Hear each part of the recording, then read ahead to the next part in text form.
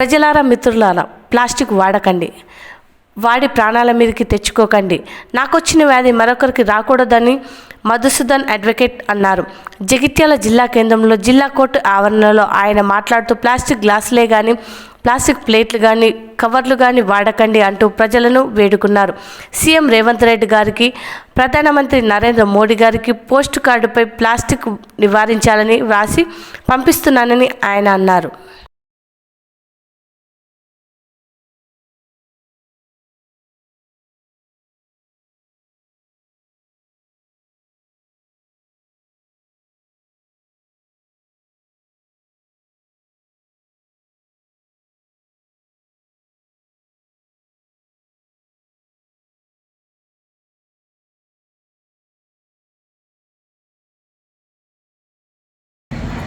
నమస్కారం, నా పేరు పాదం Harika, advocate at Jagtial district court.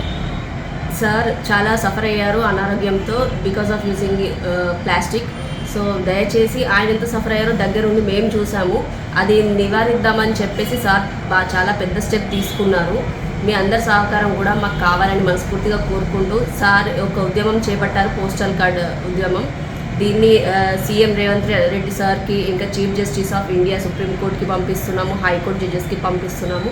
సార్కి సపోర్ట్గా మన అడ్వకేట్సే కాకుండా మిగతా అందరూ ఇదంతా పాటిస్తూ ప్లాస్టిక్ని నివారిద్దామని ఒక నినాదం అందరి మనసులో మేల్కొల్పడానికే మా ఒక చిన్న ప్రయత్నం.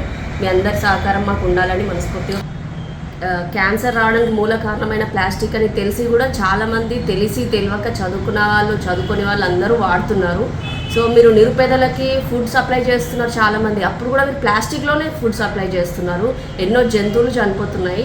ఇందుకు కారణమైన ప్లాస్టిక్ని నివారించేందుకు గాను మీ సపోర్ట్తో సహా నేను పర్సనల్గా అనుభవించింది ఏంటంటే మా అత్తయ్య గారు అట్లాంటిది, ఆవిడ క్యాన్సర్తోనే చనిపోయారు. సో అదొక చాలా బాధాకరమైన విషయం. మేము చాలా ఖర్చు పెట్టాము, ఏఐజీ హాస్పిటల్ చూపించాం, బసతారకంకి వెళ్ళాము, అయినా ఏం లాభం లేకుండా పోయింది.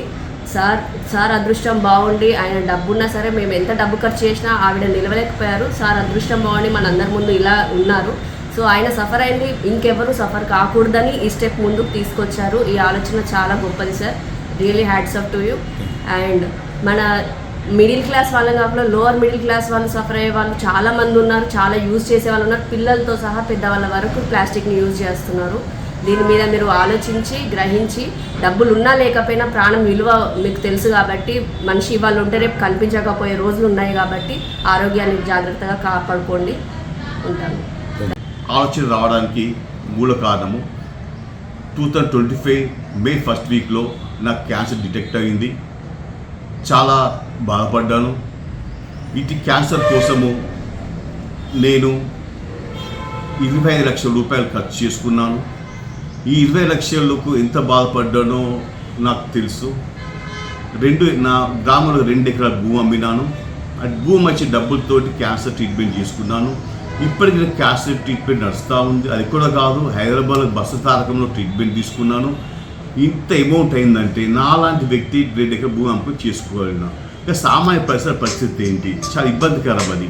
కాబట్టి మీరు దయచేసి నేను ఆలోచించండి, ఈ పూర్ పీపుల్ ఎంత కష్టం అవుతుంది. మా చిన్న కాదు ఏమండి, ప్లాస్టిక్ వాడద్దు అంతే కోరేది.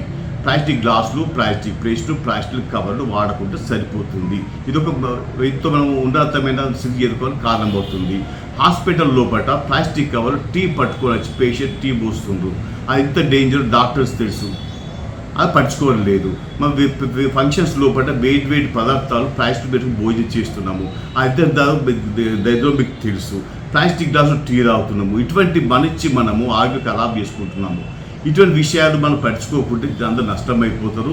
ఇంటి విషయం సీఎం రేవంత్ రెడ్డి గారు పర్సనల్గా అందరూ ప్రజా సమక్షంలో తీసుకెళ్దాం అనుకుంటున్నారు. వారు చేయవలసిన ఉత్తర్వులు ఏంటంటే, కలెక్టర్ల గారికి ఆదేశాలు జారీ చేస్తే ప్లాస్టిక్ను కట్టడి చేయండి అంటే ఈజీగా అవుతుంది.